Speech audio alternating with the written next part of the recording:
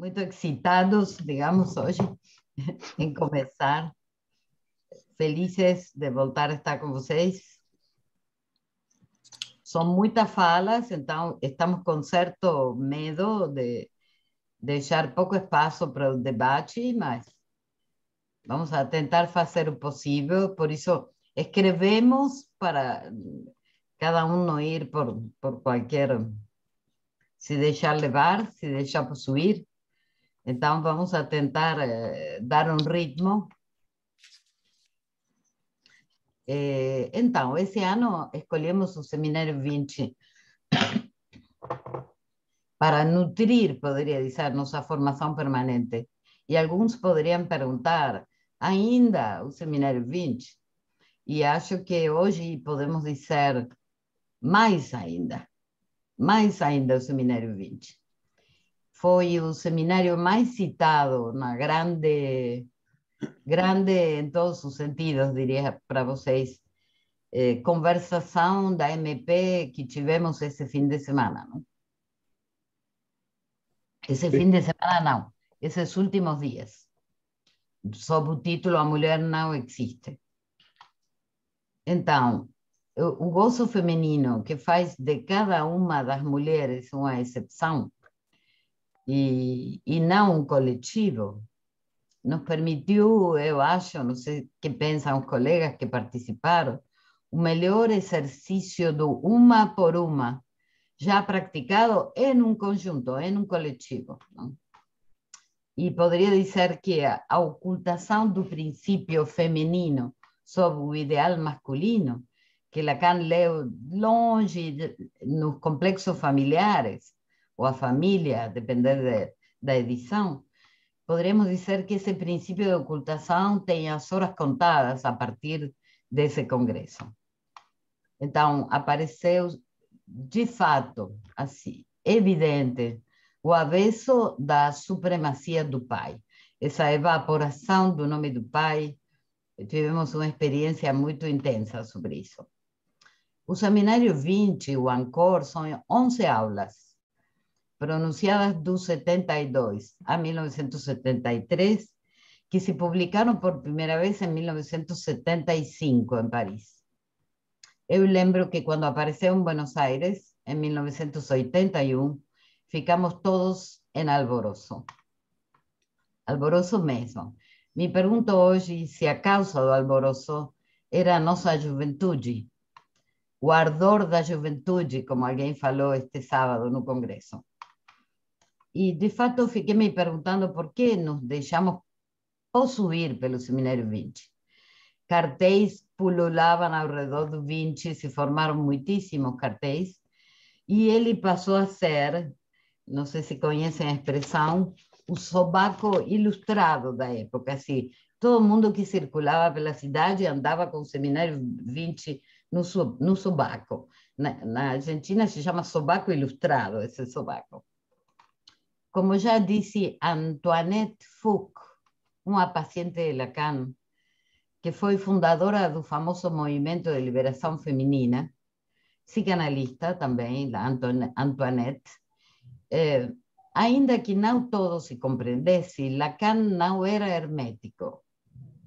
Apesar do poder de ileitura dos seus escritos, que foi citado até esse poder de ileitura por Luisa Sarno na noite da abertura do IPB. Por quê? Qual é a hipótese de Antoinette? Que permitia o Lacan hermético, permitia uma apreensão jubilatória. Vocês sabem que valor damos ao júbilo, não? Então, uma apreensão que dá júbilo. Isto é a revelação da transferência como invenção de um amor novo, como decimos. É uma boa ilustração disso. Um não sabido que sabe, como disse Lacan, do amor, como definiu o amor. E só dizer que em 1981, que foi este ano de alvoroço, foi o ano que Lacan morreu. Então, isso indexou ainda mais a leitura. Então, foi o júbilo, que, como vocês sabem, é um dos nomes lacanianos do gozo, que marcou a chegada do 20 à minha geração. Tínhamos 25 anos. Não poderia ter sido de outro modo. porque o seminário Vinci é sexy. É uma expressão que se usou este fim de semana também, até na Assembleia, não? Na Assembleia de Membros da MP. Vejamos os temas do Vinci. A sexualidade, o desejo, o gozo com maiúscula, que explode na aula 8 do Seminário 20. Seguramente os colegas que vão trabalhar a aula 8 estão levando isso em conta. Até tem uma ilustração. Gostaria, Klaus, se você pode projetar o triângulo do 20 com o gozo explodindo no centro, ou se vocês querem, extremo ao triângulo. Será que tu consegues? Então, esse triângulo que está na aula 8. Explode en qué sentido? En que vinha localizado no objeto A. Já havia uma tensão que Lacan vem desenvolvendo ao longo dos seminários anteriores ao 20, entre o A e o S1, que estudamos o ano passado com os discursos. Então, agora o que acontece é que o gozo toma conta, explode, vira uma borbulha no centro do triângulo borromiano, imaginário, simbólico e real. Sigo com os temas. Então, o gozo que explode, o amor que mais ainda pedíamos, e acho que os 25 pedíamos mesmo, o direito a gozar do corpo do outro sem amor, o falo como obstáculo ao gozo, um outro gozo suplementar, uma outra satisfação, não mais a mulher, e sim a mulher, e sim, singelamente, mulheres. O Dom Juan como fantasia feminina e não como fato, como pensávamos até esse momento, o objeto A como semblante de ser, o gozo dos ciúmes, o barato arrebatador das místicas e místicos com o parceiro Deus, o usufruto ou a posse do corpo do outro como opções, seja usufruir, seja possuí-lo, os signos de amor e suas consequências, e uma categoria lógica, o não todo, contra Aristóteles, construída contra Kant, que chega ventilando os universais. E, claro, as famosas fórmulas da sexuação, que permitem a Lacan logificar sua afirmação subversiva: não há relação sexual. Nossa hashtag, como eu gosto de chamar. Elas, as fórmulas, com seu lado macho e seu lado não todo, erogem as portas da segregação urinária. Devem lembrar essas portas dos escritos, uma porta para os homens, para o banheiro dos homens, e outra para o banheiro das mulheres, que Lacan chamou segregação urinária. Erosão das portas, então, e como disse Alberti na abertura do recente congresso, no argumento principal, Lacan antecipou a era do gênero fluido, que acabou com o binário homem-mulher. Essa foi a tradução em português. No original, ela usou a palavra atropelou. Lacan atropelou o binário. E passamos a viver um partout, um não todo, por todos lados. Partout, partout. Não todo por todos lados. Agora um apartado chamado das referências. Outro dos júbilos que estamos experimentando agora adultos, diria, é a relevância da presença maciça no Vinci de mais de 100 referências a múltiplos saberes. Contamos 115 a mais. Criadores, filósofos, cientistas, matemáticos, físicos, escritores, poetas, místicos, pintores, escultores, lógicos, personagens literários povoam as aulas do Vinci. Alguns dos colegas associados ao IPB e outros convidados que fazem parte dos nossos encontros de formação permanente nas clássicas quartas vão nos apresentar, vejam o programa, alguns desses tesouros cada noite. Como? No no estilo universitario de presentar una referencia, sino no estilo de Pascal, que es um estilo de digressão, como uma pequena digressão, que Miller trabalha no Coisas de Fineza, seguindo Pascal e sua lei do coração. E isto implica uma digressão sobre cada ponto que se conecta com o seu fim para mostrá-lo sempre. Essa é a referência que Miller dá em Coisas de Fineza. Então, será uma digressão, nos tira para o campo da referência, mas a ideia é que conecte com o que nos interessa mostrar. E o leitor, neste caso, de comentar referências de Lacan, igual que Lacan fazia, deverá pôr sua parte. Se sabem que Lacan, como ele diz das mulheres neste seminário, não é fiel às referências. Ele faz o que ele bem entende, o que serve ao estilo dele. Com este projeto intenso, não esperamos progredir, nem compreender, simplesmente nos deixar possuir e surpreender pelas coincidências. Isto o Miller diz quando introduz o Seminário 23. Ele diz assim: se deixem possuir e de imediato serão possuídos. Abandonem toda a ideia de domínio. Prefiram a coincidência. Em particular, coincidam com a desconcertante enunciação deste seminário. Dos lados do sexuar-se. Há fórmulas como que estão de lados, o masculino como lado do o feminino como lado do outro, dos sempre héteros. Vale destacar a colega Ana Viganó, que falou de si mesmo héteros em Frida Kahlo, que seguramente teremos chance de ler em algum momento. Isso é muito interessante. Então, todos os seres falantes estão do lado dito masculino. Se trata de para todos X, de para todos. LGBTQI+, todos. E isto implica a universalidade do gozo fálico, experimentado como fora do corpo, e que só se goza mentalmente do corpo do outro, a partir deste lado. Isto é, mentalmente, fantasmaticamente. Do outro lado, outra coisa, infinita, que Lacan chegou a chamar de outrificação do inventou um neologismo em francês que é outrifier, que tem uma ressonância com a palavra fiar-se também. Então, este outro gozo acompanha o gozo fálico como sua sombra. É ao mesmo tempo central e nada. Não é nada, ao mesmo tempo que é central. Há um excesso do que nós chamamos a referência sobre a significação.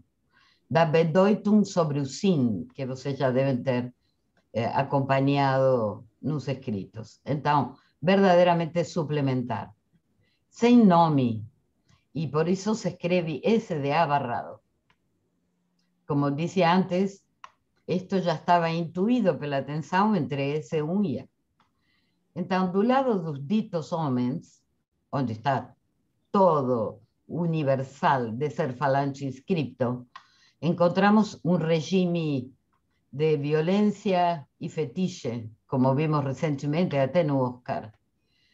Regime de cacetete, não sei se vocês lembram, Sérgio de Campos, quando falou do retorno dos patriarcas, na abertura do Congresso sobre o Infamiliar, se referiu a um regime de cacetete. E o império do uniforme, disse Jacques Lamillard recentemente. A norma macho, que os franceses acabam de dissecar porque fizeram a jornada sobre esse tema. Esse lado está sob assalto do feminismo e das vozes femininas em geral, não só das feministas. O lado masculino hoje está pensado como irrelevante, decadente, antiquado, arcaico. O ocaso do patriarcado, a queda do falocentrismo, várias maneiras de nomear. Sempre imaginarizadas, porque evidentemente sabemos quanto as mulheres podemos nos uniformizar com as escovas, com os decotes. A moda, digamos que é uma das nossas paixões, e que não faz mais do que uniformizar. Alguien citó na sexta-feira no Congresso un libro lindísimo de Bárbara Cassin junto con Alain Badiou sobre una relación sexual de Lacan, onde ela diz: os homens buscam o universal, as mulheres o minúsculo e singular. Então, se traduzimos, do lado homem se busca o universal, do lado feminino o minúsculo e singular. Como as referências que queremos que sejam de maneira feminina exploradas. O problema que devemos situar, porque me parece interessante tentar nós trazer hoje as perguntas que temos, não? De fato, o não quero saber nada disso, que vocês vão ver, Lacan começa a aula por aí, comparando o não quero saber nada disso dele com o nosso, o recalcado dele com o nosso, sendo que ele vai encarnar o retorno do recalcado. E não, nós não. Me parece que devemos situar para elucidar a distribuição do gozo no corpo, do gozo fálico e do gozo não fálico em um mesmo corpo, de uma e outra satisfação em um mesmo corpo que escolhe lados. Sabemos que o lado feminino resiste ao sentido sexual. Repetimos sempre, o gozo sexual é fálico, mas fora do corpo. Agora bem, Marcos André Vieira recentemente levantou uma hipótese que acho muito interessante, dizendo que então, se é assim, se o gozo sexual é fálico, o gozo feminino não goza. Não há orgasmo desse outro lado.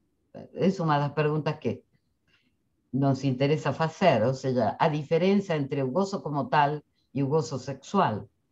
Entre o que existe no corpo, existe, e o que a palavra fabrica, fazendo existir fora do corpo. O que existe no corpo e o que a palavra fabrica para fazer existir. Entre o feminino, as mulheres e os homens. Miller, numa espécie de impromptu, de improviso da sexta-feira, deixou uma leitura de hoje muito interessante. Disse assim: as mulheres aspiram ao hoje em dia. E vemos, ou seja, empurram para o lado do masculino. E vemos os homens empurrados ao regime do outro. A mulher existe cada vez mais, ele o disse em singular. E o homem começa a não existir, perdido.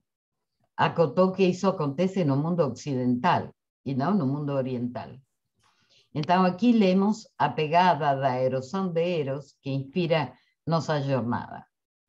Aliás, para nosso alborozo, digamos así, nosso regozijo, nosso gozo, citó Antonioni, que es justamente o cineasta de onde extraímos a inspiração da erosão de Eros, que será o título da próxima jornada.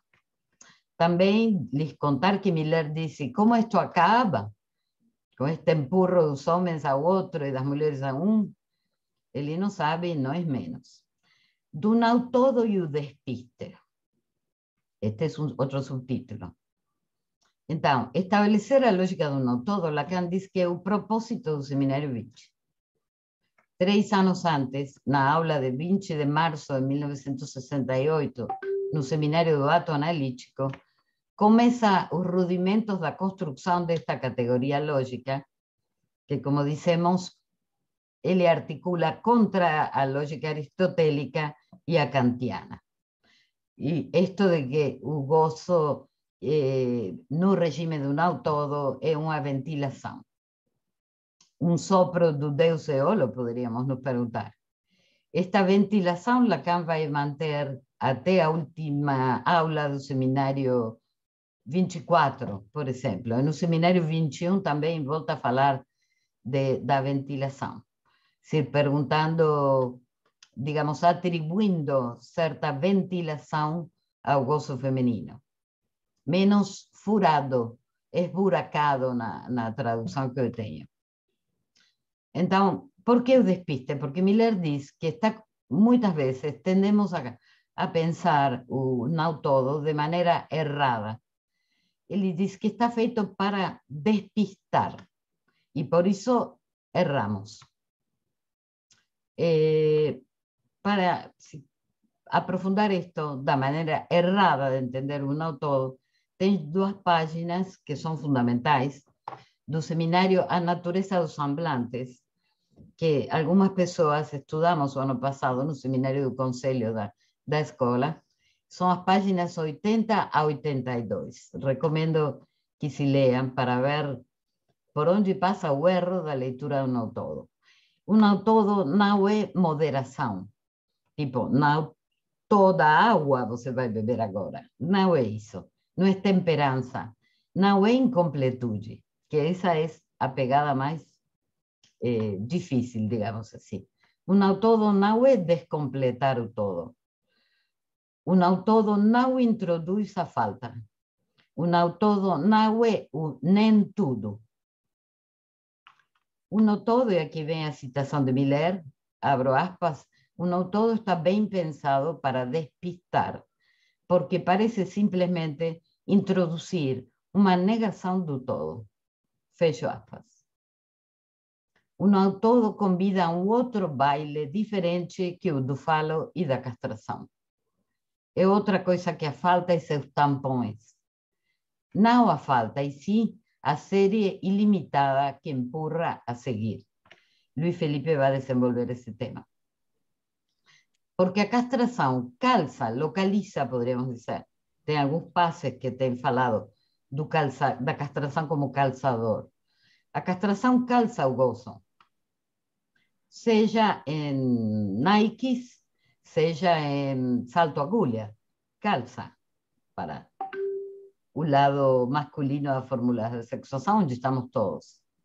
Em oposição, o gozo feminino é um gozo descalço, poderíamos dizer assim, como os pés da grádiva de Jensen. Tem um passo interessante de Dalila Arpin, que é sobre esse gozo uma vez que perdeu o sapato, digamos assim.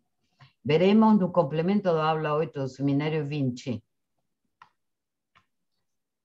Miller dizendo, quando digo que a mulher é não toda, perdão, Lacan dizendo, quando digo que a mulher é não toda, e por isso não posso dizer a mulher, é precisamente porque coloco em tela de juízo,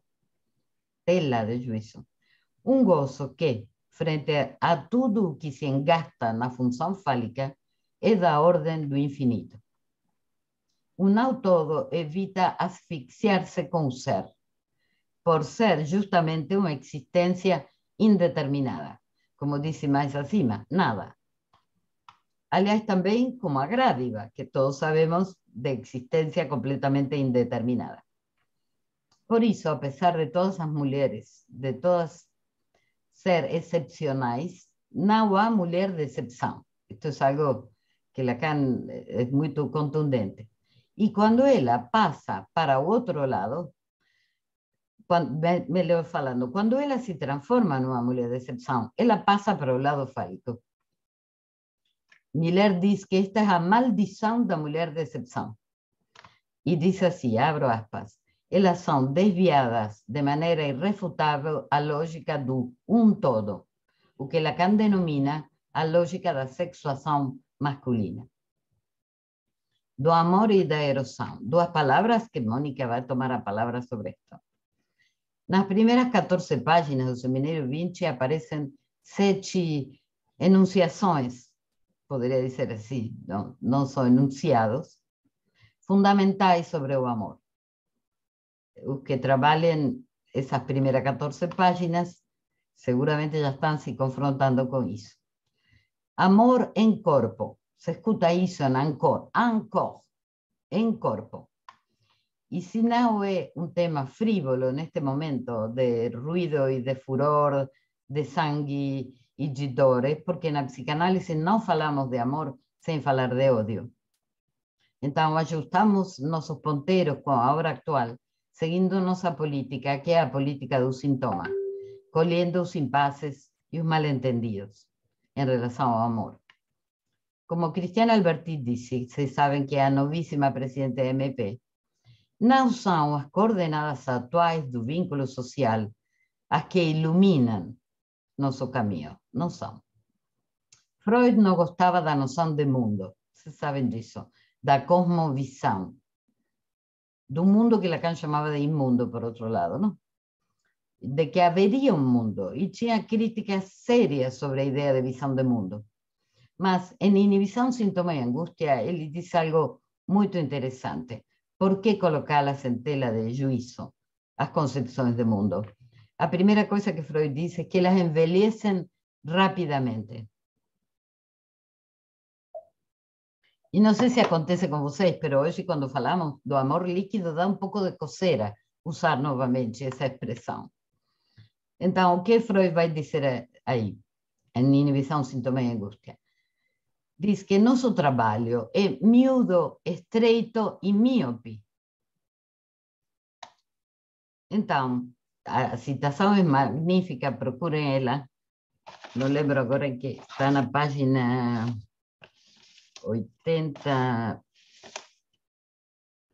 91. Vou lê-la rapidamente porque não resisto. Não sou a favor da fabricação de visões do mundo. Isso deve ser deixado aos filósofos que acham irrealizável a jornada da existência sem esse guia de viagem, que dê razão de tudo. Aceitemos humildemente o desprezo, porque eles nos olham do alto de sua sublime carência. Mas como também não podemos negar nosso orgulho narcísico, acharemos consolo nas reflexões de que esses guias e todas essas visões envelhecem rapidamente.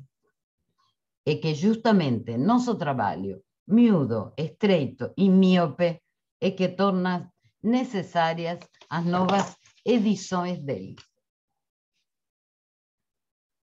Então, a Cristiana Alberti disse que precisamos acompanhar as mutações. Então, seguindo a política do sintoma, acompanhar as mutações, ainda que não acreditemos nas guias que dão razão de tudo.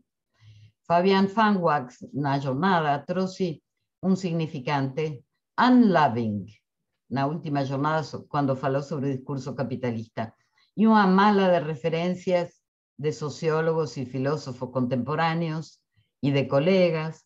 Por exemplo, um colega belga que escreveu um livro maravilhoso chamado O Real do Amor, que vai ser muito interessante para nós.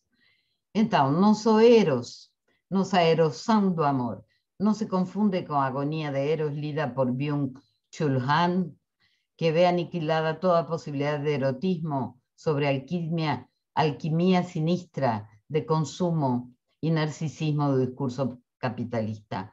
Mas é interessante a leitura que ele faz da erosão do outro, de mãos dadas com a narcisificação do si mesmo. Também não se confunde com o elogio do amor de Badiou, nem com a evitação do amor de Stanley Cavell, outra referência sempre citado por Eric Laurent, muito interessante, sobre as comédias de recasamento, divórcios e volta a casar com o mesmo parceiro dos anos 50. Então, nos interessam interrogações contemporâneas, como, por exemplo, uma argentina chamada Tamara Tenenbaum, que diz, se pergunta, e nos transfere esta pergunta, não sei como se navega a contradição entre o desejo de novidade e o calor humano. Se o amor nos defende do gozo feminino, como disse nosso colega Elboa no Congresso, se o amor faz suplência, estamos mais desprotegidos quando ele erosiona no sentido do desgaste. Bertrand Russell, outra referência de Lacan, percebeu em um instante, andando em bicicleta, que não amava mais a sua mulher. A ex-mulher de Philip Roth também conclui que a erosão acabou com a história deles. A erosão que nos interessa é a escrita de letra de gozo no corpo. O corpo afetado pelo gozo feminino. Marcos André, outra vez, que está trabalhando acima desse ponto, diz que o interessante é deixar-se transtornar pelo gozo feminino. E jogar também com as formas. Eric Laurent já disse que temos que esquecer as formas. É um tema que vamos a polemizar. E percorrer descalço a topologia do furo ou com sapatos. É uma maneira de colocá-lo. Cosmografia do Furo chama a obra da qual faz parte o cartaz da jornada. Es una imagen cedida gentilmente por David Atmeg. Mônica vai falar disso. O artista vem primeiro e seu significante nos relembra que o gozo como tal, do lado femenino, depois seminários posteriores, transformado no gozo como tal, passa pela escrita. E escrita em Lacan é erosan, ravinement. A grafia do furo de David traz a mão, deixando traço no muro. Vocês vão ter que imaginá-lo, porque é Mônica que vai passar a imagem. É uma mão que deixa um traço no muro. A mão do gozo no lençol, ou o que quisermos imaginar. Seja a forma que lhe criemos, é uma escrita. Por outro lado, sabemos que o amor é um assunto de mãos. Lacan diz no Seminário 8. A mão que se adianta para pegar o fruto quando maduro. E a primeira imaginação, Lacan diz que é o amor. Então, Despertar da Carta e Primavera do Gozo, termino com essas palavras de Éric Laurent no Congresso. E passo a palavra para a Mônica. Obrigada. Bom, boa noite a todos, oficialmente. Então, após essa abertura de Marcela, eu vou passar a palavra ao nosso cartel. Cada cartelizante extraiu uma frase, um ponto que lhe tocou do capítulo 1 do Seminário 20, e cada um vai falar um pouco sobre isso, e depois eu vou tomar a palavra e anunciar também as nossas jornadas. Então, eu passo a palavra agora a Iordã. Eu me associo a Marcela, ao entusiasmo de Marcela e dos meus colegas de diretoria para a releitura e trabalho desse Seminário 20, que aqui no Brasil, Marcela, foi lançado em 1985, e já em 87, muitos de nós aqui presentes, trabalhamos na antiga clínica freudiana. Eu tomei como referência, para introduzir a leitura desse seminário, a frase enunciação, que tomou jeito de aforismo: o gozo do outro com O maiúsculo, do corpo do outro que o simboliza, não é o signo de amor.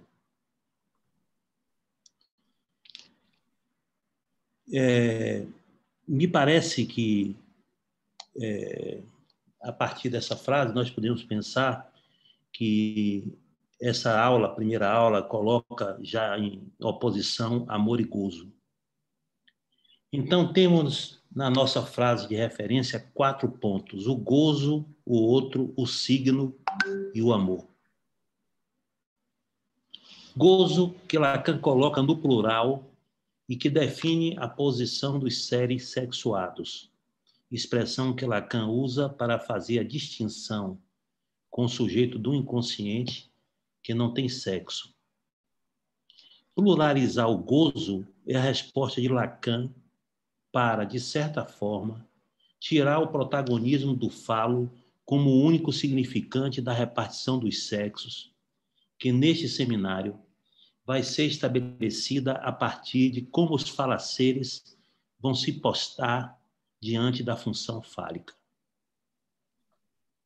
É também na primeira aula que Lacan volta a falar ao gozo do corpo que ele havia assim se referido no seminário 19, quando define o gozo assim: gozar é usufruir de um corpo.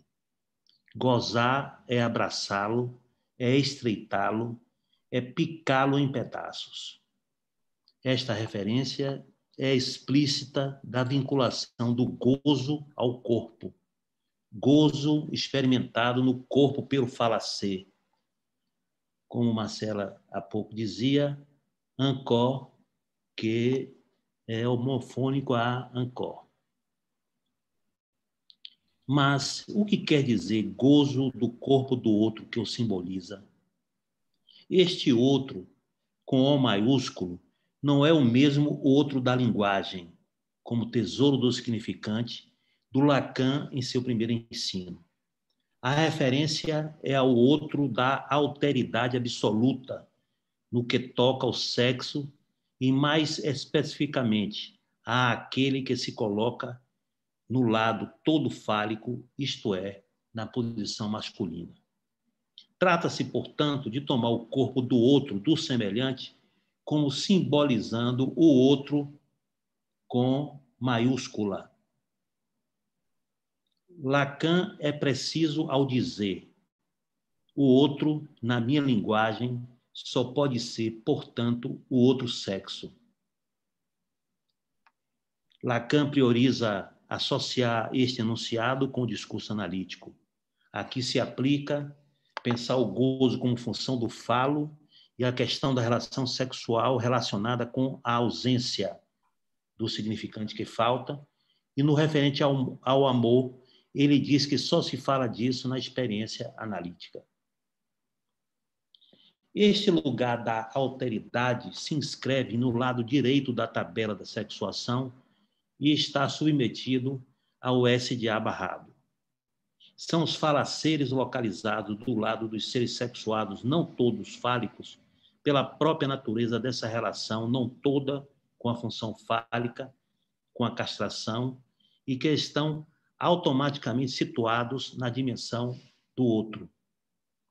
Dessa forma, gozar no ato sexual do corpo daquela que se situa na posição feminina significa tomar este corpo como simbolizando a alteridade radical do sexo. Esta alteridade é tal que Lacan chega a dizer em O Aturdito, que é um escrito logo depois desse seminário, Lacan diz assim: chamemos heterossexual, por definição, aquele que ama as mulheres, qualquer que seja seu próprio sexo. Já no seminário A Lógica da Fantasia, Lacan diz que esse lugar do outro não deve ser buscado em parte alguma que não seja no corpo. Aqui, no seminário 20, podemos dizer que se trata de um gozo do outro, ou de um outro gozo, como alternativa ao gozo comum, que conhecemos como gozo fálico. Este gozo é dito comum porque, entendido como um gozo causado pelo significante, se inscreve na linguagem e, como tal, pode ser dito. É mais comum por tratar-se do gozo do sexo, do trabalho, do sintoma, aquele que o sujeito sempre encontra.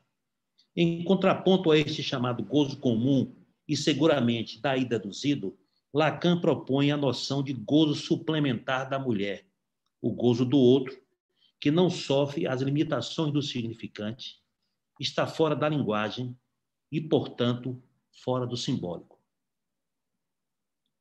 Lacan parte do gozo do corpo, definindo tal corpo como o que simboliza a alteridade absoluta do sexo, para afirmar que este gozo não é o signo de amor, do amor. Dizer que o gozo não é signo do amor implica em distinguir que o amor pode chegar a fazer semblante de laço possível para conectar dois, o que não é possível pensar do lado do gozo. O amor faz um semblante de laço, porque se trata da relação de um sujeito com outro. Lacan diz assim: no amor, o que se visa é ao sujeito como tal, enquanto o gozo não faz laço, uma vez que é uma relação do sujeito com o objeto do seu gozo. Isso não é o mesmo que o ideal da fusão de dois em um, que Lacan critica em diversas ocasiões, inclusive neste seminário.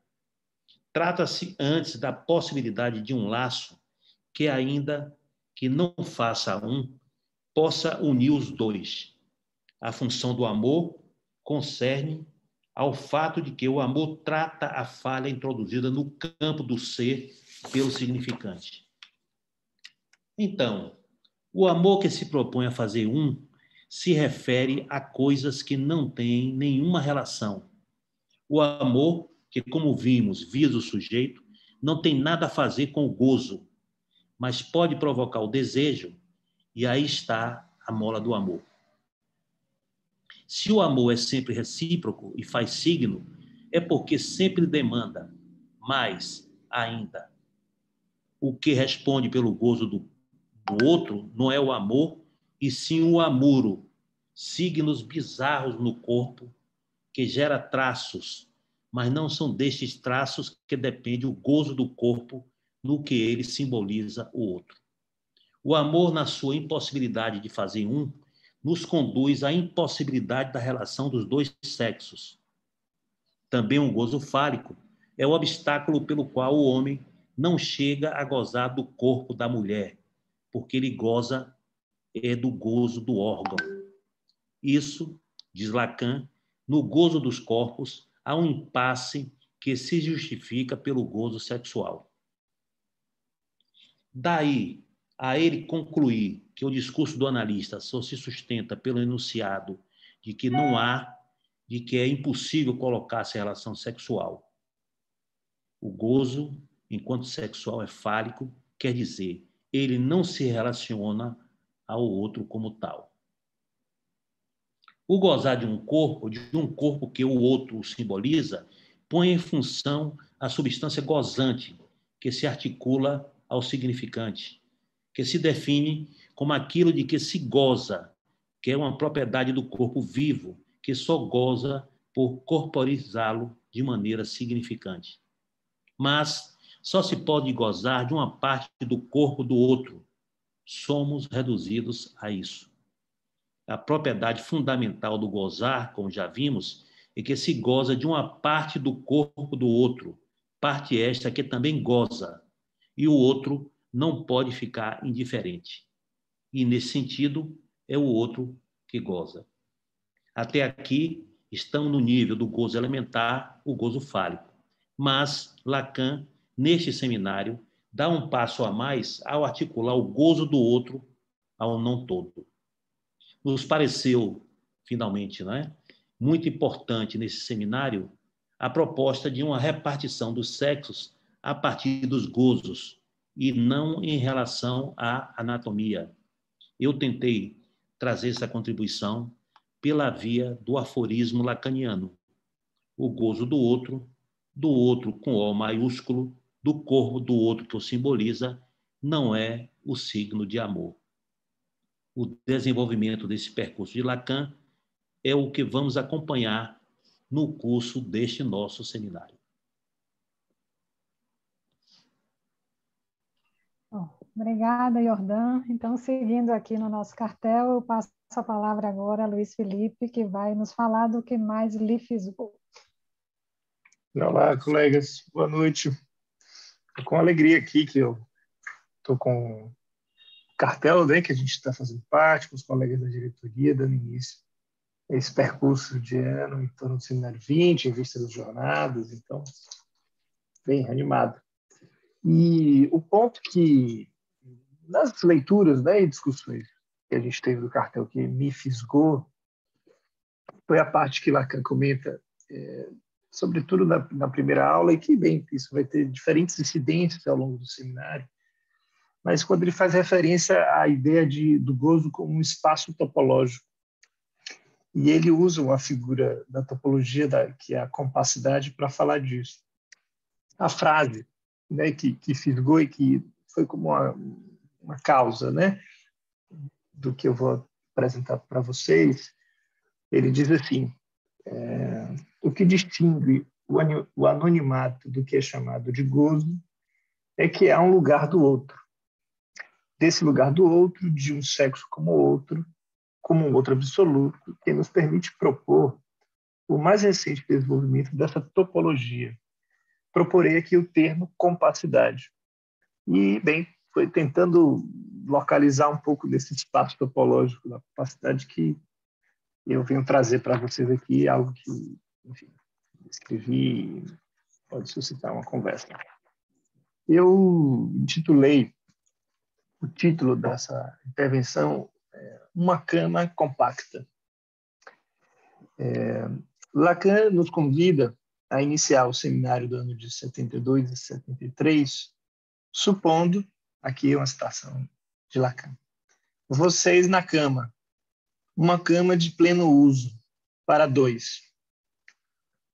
Remete à cama de pleno uso fruto, onde se faz amor, para dizer que neste ano falará do gozo, o gozo sexual, que se pratica ali naqueles centímetros cúbicos. ainda que a partir de uma ressalva. Falará do gozo sexual, incluindo de entrada o limite, aquilo que permite tomar o tema em sério, ou seja, em termos de estrutura e não em termos fenomenológicos. Em termos matemáticos, o limite não é o fim de alguma coisa. É o elemento que uma série não pode incluir como parte de sua sucessão de elementos. É sempre um elemento que não pode estar incluído como parte de uma série. A notação matemática do limite remete à noção de letra, pois esta é um elemento que não compõe a série de significantes que conformam o sentido. A letra como traço, marca de gozo, só pode apresentar-se de modo velado, como na carta roubada.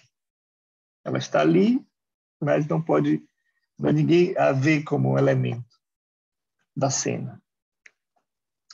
O impossível de inscrever-se como um elemento da série constitui a própria marca da letra como letra de gozo. É a não inscrição que está inscrita. Esta não é um comentário lateral, pois, se lembrarmos o acento dado por Lacan neste seminário sobre o amor, através de seus resíduos, aos pedaços, a gente percebe que tem algo importante quando ele fala dessa carta, dessa letra. São as letras de amor, sobretudo quando pensamos que as cartas de amor que mais valem como letra são aquelas que nunca chegam ao destino, são aquelas que nunca são enviadas.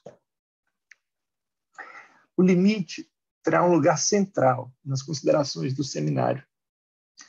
Do início ao fim, estamos numa cama onde a relação sexual não existe, porque o gozo sexual não possibilita uma unidade, uma proporção, uma ligação entre o modo todo fálico e não todo fálico de habitar o corpo falante. A notação do limite é conferida pela presença de uma ausência central na formação das séries de significante. O gozo do outro, o gozo dito feminino, não universal, não todo, não unitário, não unívoco. O gozo do outro não é signo de amor. É o comentário que Jordan tomou como a palavra.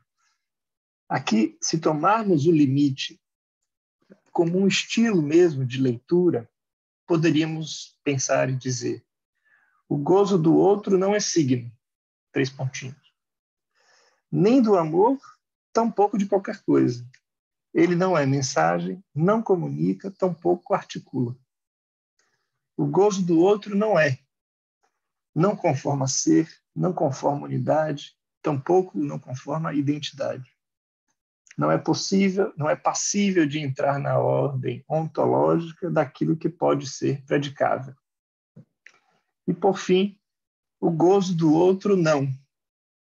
O que, antes de ser uma negação, é o indicativo de que sobre o gozo do outro só é possível escrever com uma barra, um limite àquilo que compõe uma representação, àquilo que performa um elemento de um conjunto fechado, aquilo que performa como um todo fálico. O gozo feminino, em sua negatividade, é o que torna a cama um espaço não apenas geométrico, que a gente poderia pensar pelo lado do todo fálico, mas, sobretudo, um espaço topológico, que seria uma forma de pensar essa mesma cama a partir da referência não toda fálica. A noção topológica de compacidade é escolhida por Lacan para situar estruturalmente aquilo que faz limite a cada um dos lados da sexuação, em sua relação com o gozo sexual. Isto implica como cada um dos lados da sexuação lida com a noção de limite e de infinito. O interessante é observar isso que mais me chamou a atenção, né, lendo e tentando estudar um pouco sobre isso, é que apesar do esforço de formalizar via a matemática essa história da compacidade, Lacan exemplifica a maneira como cada um dos lados da sexuação se vira com o limite e o infinito, utilizando as referências de dois mitos. O mito do paradoxo do Zenão, que é Aquiles e Tartaruga, como esquema do modo de gozar do lado masculino, e o mito do Dom Juan, como o esquema do modo de gozar do lado feminino. A compacidade é a propriedade topológica que permite diferentes modos de definições, equivalentes, desde que tomadas a partir de conjuntos fechados ou conjuntos abertos. Ela trabalha com essa ideia de que tem conjuntos que se fecham e tem conjuntos que não se fecham, que os elementos não conseguem conformar uma unidade. Na aula 1 do seminário 20, Lacan toma essas duas possibilidades de definição da compacidade, desde o lado masculino e desde o lado feminino, desde o conjunto fechado e desde o conjunto aberto. Aquiles e a Tartaruga é o modo masculino de situar a compacidade a partir de conjuntos fechados. Aqui, o infinito é depreendido da finitude entre 0 e 1. Entre 0 e 1 há um infinito de cortes possíveis que nunca vai chegar a um outro lado. Dom Juan é a versão feminina da compacidade, onde se depreende-se elementos finitos, uma a partir de um incontável, infinito de conjuntos abertos. Seria uma definição da compacidade desde o lado dos conjuntos abertos. Quando Lacan traz a noção de compacidade, o que me pareceu mais surpreendente também é a maneira não intuitiva de precisar como, apesar de não haver relação possível entre o lado masculino e feminino da sexuação, eles estão implicados. A abertura do gozo do outro, não todo, implica uma espécie de fechamento, uma a uma, que é a compacidade vista do lado feminino. E o fechamento do gozo fálico todo implica uma espécie de abertura ao infinito que encontra na figura do superior, o gozo, a sua perfeita representação de um forçamento ao infinito. Essa foi outro elemento assim, na pesquisa que me chamou bastante atenção de como pensar o superior a partir dessa infinitização do gozo todo fálico, e no imperativo de sempre um a mais. O modo todo fálico de compactar esse espaço topológico do gozo é através de uma certa fragmentação do S de abarrado e uma infinitização do objeto A. Seria um a mais, que nunca alcança mais que o próprio corpo fantasmático e sua consequente pressão superegóica. É o mais de gozar, por excelência, sempre mais. Uma dessas versões é o amor cortês e sua consequente criação da mulher e a sua tributária crença nela. O homem cria a mulher e acredita nela. Lacan chega a comentar sobre a fascinação como fascínio pelo como unidade, como protótipo da forma fetiche de fixação e, ao mesmo tempo, infinitização do gozo do lado masculino da sexuação. Já o modo não todo fálico de compactar esse espaço topológico do gozo é através de uma espécie de fecho, de ser tomada uma a uma, mas não no sentido fálico de uma entre outras, ou uma a menos ou uma a mais.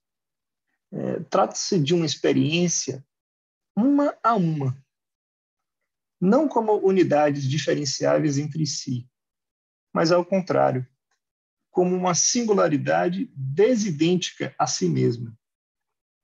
Seria, como me parece, uma a cada vez para si mesmo. Seria uma forma de dizer, como fez Gabriela Grinbal na conversação que tivemos, uma frase que ela diz que eu achei muito bacana, que ela diz assim: uma mulher se encontra, e eu também diria, se perde, entre as várias mulheres que habitam nela. Então, esse uma a uma não é apenas de ser tomada por alguém uma a uma, mas uma a cada vez para si própria. E são diferentes mulheres em si e que não se costuram, não exatamente vão se costurar uma e outra dentro de si própria. O cerne está numa forma de gozar do corpo, do laço e da língua que não apela da unidade, da unificação, da identidade narcísica e tampouco do todo. A posição eratômana de amor, a devastação, mas também a curiosa maneira de tirar consistência dos discursos estabelecidos são alguns dos efeitos dessa maneira de infinitizar o gozo de modo difuso e não de modo unitário e contável, como do lado masculino. Então, no fim, nessa cama compacta, o lado masculino e feminino da sexuação tem maneiras distintas e não complementares de situar-se frente ao infinito, ao limite, e por isso mesmo ao sexual como diferença absoluta, não passível de articulação, nem proporção e nem unificação. Ao fim, é uma cama onde os psicanalistas costumam deixar entre seus resíduos uma inquietante pergunta sobre o amor ao hétero, ao outro. E que é a pergunta também que, fazendo esse trabalho, continua, que me causa, né? Como amar a partir da não referência masculina da sexuação, né? Outras palavras, como a gente ouviu a citação, como amar as mulheres como hétero. E aqui me lembrei da fala de Lohan, né, também nessa conversação, onde ele dá uma pequena intuição sobre esse ponto, e ele diz assim, é uma das maneiras que ele conclui a fala dele também, que ele diz assim: amar a feminilidade implica não abordá-la por uma definição, mas supor que ali temos um saber. Então, eu achei bacana assim, essa maneira dele tomar essa questão sobre o que seria amar ao hétero, porque, de alguma forma, essa suposição de que aí há um saber é o que também está causando o nosso trabalho em torno do Seminário 20, em torno do tema do gozo feminino, em torno desse, enfim, dessa via não toda fálica de abordar a própria experiência da psicanálise. Enfim. Então, foi mais ou menos por aí que a coisa me pegou e obrigado aí pelo espaço. Bom, obrigada, Luiz. Então, vamos agora a Pablo. A palavra.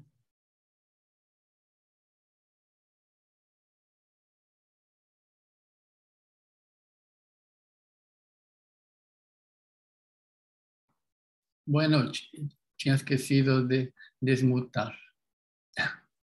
Vamos lá.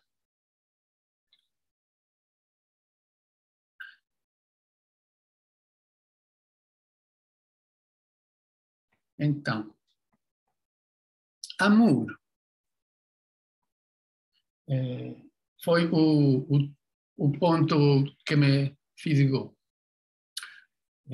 Parto da pergunta que me fisgara a partir de nossa reunião do cartel, na leitura desta aula, onde Lacan se interroga sobre o gozo e diz que ainda, ancora, é o nome próprio dessa falha, onde no outro parte a demanda de amor. Agora, a pergunta: de onde parte o que é capaz, de maneira não necessária e não suficiente, de responder com o gozo do corpo do outro? Esse de onde parte foi, por isso, a questão do amor o que me interessou. Então, entre a demanda de amor de um lado e o gozo do corpo do outro, há amuro. Com que esse amuro, essa condensação que Lacan traz, tem de objeto A de objeto A, essa letra, tem de amor, tem de muro e também tem de espelho, segundo Lacan. Miroir, como ele vai dizer, porque reflete algo também. No Silicet, o corpo falante, tem texto sobre o amuro de Maurício Mazzotti, onde ele diz que para falar do amuro é indispensável partir das conversas na capela de Saint-Anne. Estou falando com as paredes, com os muros. Pronunciada por Lacan um ano atrás, em novembro e dezembro de 71 e janeiro de 72. Lembremos que esta aula é de 21 de novembro de 72. Então, nessas conversas, Lacan afirma: se estou falando com as paredes, entrei nisso tarde, muito antes de ouvir o que elas me devolvem, ou seja, minha própria voz pregando no deserto, ouvi coisas absolutamente decisivas, ou enfim, que foram para mim. Mas isso é assunto pessoal meu. Quero dizer que as pessoas que aqui estão para ficar entre as paredes são totalmente capazes de se fazerem ouvir, desde que existam ouvidos apropriados. Remete-se aos loucos, por uma parte, mas aos amurados, também aqueles que irão lá a rezar, está numa capela, mas também a situação analítica, onde há analisante falando com as paredes e supostos ouvidos apropriados. Pergunta Lacan o que ressoa. Seria isso a origem da res, da substância com a qual se faz a realidade? Trata-se de uma pergunta que toca em tudo o que se pode extrair da linguagem por conta da lógica. Por outro lado, diz, o que nos permite ver topologicamente do que se trata é que, em seguida, dizem-nos que entre o homem e o mundo, esse mundo que substitui a volatilização do parceiro sexual, há um muro. Ou seja, o lugar onde se produz o reviramento que um dia introduzi, diz Lacan, como o que significava a junção entre verdade e saber. Agora ele diz, não fui eu que disse isso, que isso estava cortado. Não fui eu que disse que essa junção entre verdade e saber estava cortada. Foi o poeta que disse que era um muro. E Lacan vai afirmar que não é um muro, é simplesmente o lugar da castração, o que faz com que o saber deixe intacto o campo da verdade e vice-versa. Rapidinho, que vai acabar a bateria. Um segundo.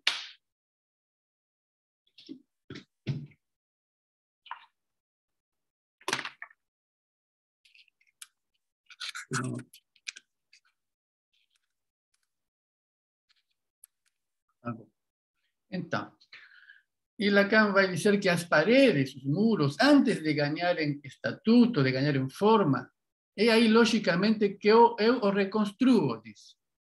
E aí traz o S barrado, o S1, o S2 e o objeto A. Diz, com os quais brinquei com vocês durante alguns meses, são exatamente isto. A parede, atrás da qual vocês podem pôr o sentido do que nos concerne, daquilo que acreditamos saber, o que querem dizer a verdade, o semblante, o gozo, o mais de gozar. Ou seja, Lacan está se referindo aos 4 lugares nos discursos e seus tijolos, com os quais pode-se colocar um sentido em circulação. A parede, lemur, sempre pode servir de espelho. Foi por isso, sem dúvida, que vim contar coisas no Saint-Anne, diz Lacan. E ele afirma que não é para delirar, propriamente falando, mas destas paredes, de qualquer modo, guardei alguma coisa no coração.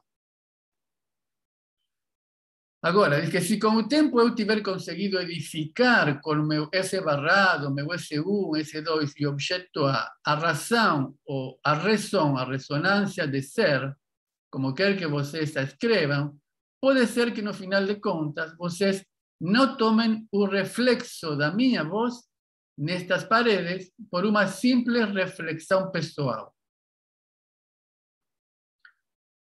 Em outra conversação, ele diz: para introduzir um pouco as coisas, sugerir uma dimensão a alguns, direi que deveria impressionar que não se possa falar de amor, como dizem, a não ser de maneira imbecil ou abjeta.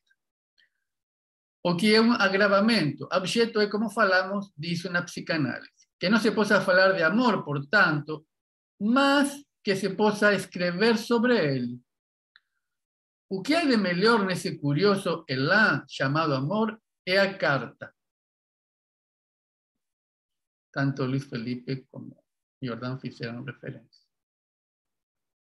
Agora retorno ao texto Amuro, de Maurício Mazzotti. Falar com as paredes não é falar com o grande outro, é falar no vazio do outro, sem comunicar, porque no fundo estamos necessariamente no monólogo.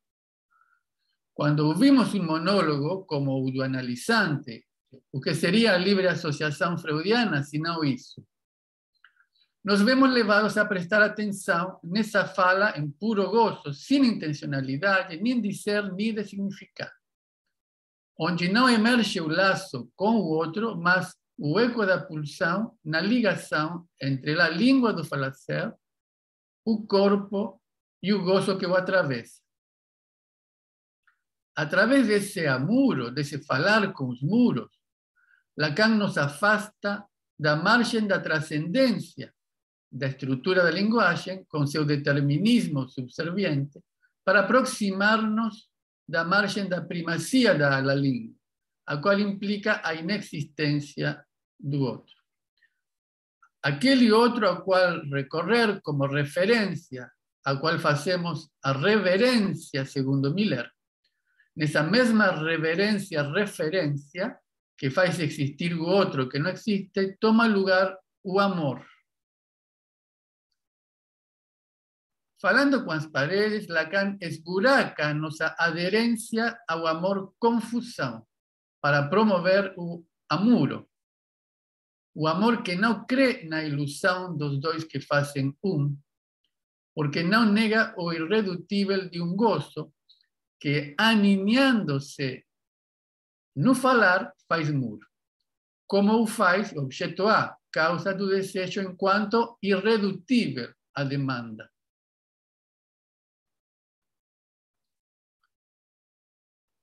E aqui vem a frase que Lacan citou, trouxe no seminário 19, seminário anterior. Peço-te que me recuses o que ofereço, porque não é isso. O não é isso é um nome do amuro. Um amor mais ligado à castração que à fusão. Agora, no entanto, por outra parte, na análise, o falar com as paredes e suas ressonâncias sem sentido não se traduz no cinismo que despreza o grande outro, que despreza o amor, mas no reconhecimento do amor na sua relação com o outro. Finalizo, para passar a palavra para a Mônica Ashi, com outra pergunta de Lacan nesta primeira aula do seminário 20. Pergunta que se desliza do gozo para o amor. Diz deste amuro. Porém, não são mais do que pegadas. De que se trata, então, no amor? Mônica. Obrigada, Pablo. Bom, então vamos lá. Eu partir do significante, o significante que me fisgou nesse capítulo foi o significante eros, né? Que é o significante, eros e erosão são os significantes da nossa jornada. Bom, a pergunta de Lacan que eu parto tá nesse primeiro capítulo, eros, será ele tensão para o um? Bom, no seminário 19, Lacan já anunciava que eros não é de maneira alguma uma tendência para o um, muito longe disso. Na verdade, isso não passaria de um mito, que, segundo ele, era evocado em Freud. O um como significante de uma essência do eros que seria feita da fusão, isto é, que a libido seria o tipo de essência que de dois tenderia a fazer um. No Mal-Estar na Cultura, Freud assinalava que eros seria um dos fundamentos da civilização. O seu propósito seria reunir indivíduos isolados em uma única unidade. Isso está mais para um delírio, diz Lacan, e muito longe da experiência, em se tratando de homens e mulheres, né? Bom, Lacan traz o aforismo. A um. Trata-se do um sozinho, no seu gozo autoerótico, sem relação com o outro. Na relação sexual, dois não fazem um. O um só se aguenta pela essência do significante, diz Lacan. Dizer com Sartre que a existência precede a essência é supor que primeiro há alguma coisa bruta, selvagem, e em seguida, atrás dela, vêm as definições, nas quais se tenta apreendê-las. Mas, diz Millet em O Ser e o Um, a existência de Lacan se depreende de uma operação significante. A existência surge da linguagem, trabalhando na linguagem. Algo no nível pré-discursivo, talvez. Abro aspas para citar Millet no Ser e Um. Ele diz, é preciso que o significante seja montado no discurso para que os seres façam sua aparição na superfície do real. E significante como real só há um, significante um. Fecha aspas. Existindo como real, o significante preside e condiciona todos os equívocos, todos os semblantes do ser no discurso. Lacan diz que há uma ânsia entre esse um e algo que se prende ao ser e por trás do ser ao gozo. Bom, o encontro sempre contingente entre a máquina de costura e o guarda-chuva se depara com uma impossibilidade. Não há relação sexual. Isso porque o gozo do outro é sempre inadequado. Não é do defrontamento com essa impossibilidade que é posto à prova o amor? Essa é uma pergunta que no decorrer do seminário Lacan se faz. No lugar desse furo, imagens que enganam e encantam, discursos que prescrevem o que essa relação deve ser. No seminário 18, Lacan anunciava um discurso que não fosse semblante. Mas, se existisse um discurso que não fosse semblante, haveria relação sexual. Comecemos pela mulher e a sua conexão com os semblantes. No lugar da mulher que não existe, o que encontramos são apenas máscaras. O semblante tem a função de velar o nada. O semblante faz parecer, apresentando algo ali onde não há nada. Para o homem, o que está em jogo é garantir o ter, enquanto a mulher mascara o não ter. A comédia do sexo é que ser o falo ou ter o falo não passam de semblantes. Nessa comédia, o homem torna-se um escravo do semblante que ele sustenta, o falo. A mulher, por estar mais próxima do real, é um pouco mais livre. Lacan vai dizer isso. Se o falo está apto a significar o homem como tal, temos do lado masculino um gozo finito e localizável.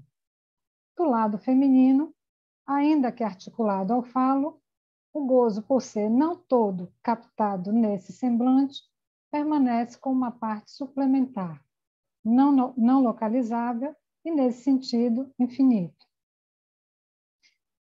Bom, o gozo se produz no corpo do um através do corpo do outro. Mas como é que isso se dá? Embora o gozo seja autoerótico, autístico, ele é ao mesmo tempo aloerótico, diz Millet no Osso de uma Análise, pois inclui sempre o outro, e é preciso manter esses dois aspectos juntos. Não é apenas pelo amor que se sai do autoerotismo, mas também pelo sintoma, que é o recurso que nos ajuda a saber o que fazer com o outro sexo, diante da ausência da relação sexual. O parceiro sintoma implica numa mudança de perspectiva na relação do sujeito com o outro. O outro, enquanto corpo vivo, torna-se um meio de gozo, o sintoma do falacer. O parceiro sintoma do homem tem a forma fetichista, enquanto que o da mulher tem a forma erotomaníaca. Por isso, nas análises, os homens têm que se haver com a questão da fantasia, enquanto que as mulheres têm que resolver a questão do amor. Embora saibamos que os relatos de amor são construídos a partir de marcas e identificações que estão do lado do outro, isto se produz sobre um fundo que sempre escapa. Em algum momento, as marcas do amor se perdem, como nos diz Oscar Ventura. No lugar dos significantes do outro, os buracos pulsionais são a única coisa que escrevem os impactos do gozo no corpo, e isso não tem tradução possível. Com Oscar Ventura, eu digo que consentir a ausência que o amor escreve no sujeito seria a metamorfose que a transferência permite, não para restituir os velhos véus, mas talvez para esburacar os semblantes até onde é possível, até onde um sujeito consente com isso. Seria possível pensarmos em um amor fora do mundo dos semblantes e, por isso, mais próximo do real?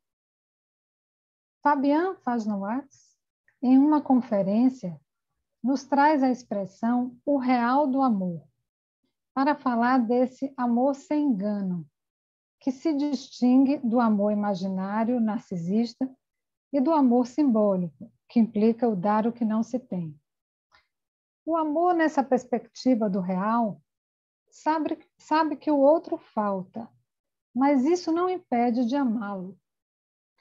É um amor que não espera resposta. Se funda na ausência de garantias. Ali onde a relação sexual não se escreve, ele, o amor, às vezes pode se escrever. Bom, eu aproveito aqui, então, para anunciar as nossas jornadas desse ano, que acontecerão nos dias 11 e 12 de novembro.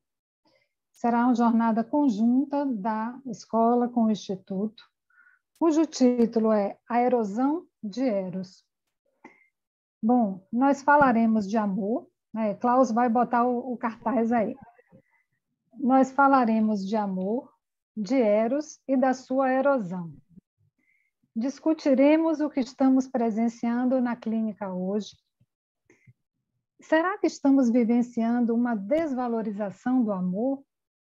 Uma era onde a forma fetichista de amar tende a se generalizar para homens e mulheres, como apontou Millet no Osso de uma Análise?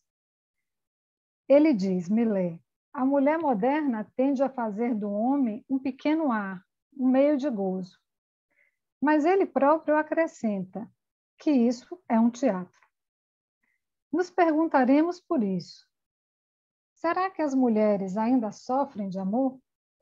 Será que elas sonham menos e os homens, por sua vez, estão mais adormecidos, como nos propôs Philippe Elbois, né? Eu vi Marcela pronunciando na grande conversação da MP.